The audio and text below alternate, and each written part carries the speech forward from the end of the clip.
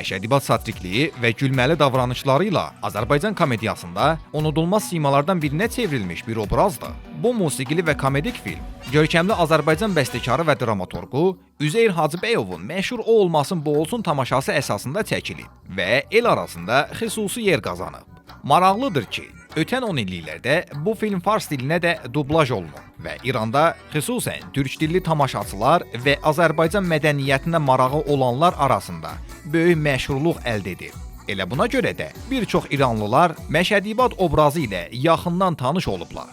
Hekayə isə xəsis və ənənəpərəst bir qoca olan Məşədibadın Gülnaz adlı bir qıza aşiq olmasından, onu əldə etmək üçün başına gələn maraqlı və gülməli hadisələrdən bəhs edir. Qeyd etmək lazımdır ki, Sovet dövründə dövlət, sənət və kinodan öz ideologiyasını yaymaq məqsədi ilə istifadə edirdi. Məşədibad obrazı köhnə adət-ənənələrin və inancların rəmzi kimi məhz bu dəyərlərlə müasir həyat tərzi arasındakı fərqi yumor və karikaturizasiya ilə göstərirdi. Amma bütün bunlara baxmayaraq, Azərbaycan xalqının mədəniyyəti və ənənələri bu cür əsərlərdə həmişə yaşamağa davam edir. Bu gün də İçəri şəhərdə Məşədibadın heykəli ilə rastlaşa, yaxud filmin bəzi səhnələrinin çəkildiyi yerləri ziyarət edə bilərsiniz ki, bu da mədəni irsimizin simvollarındandır.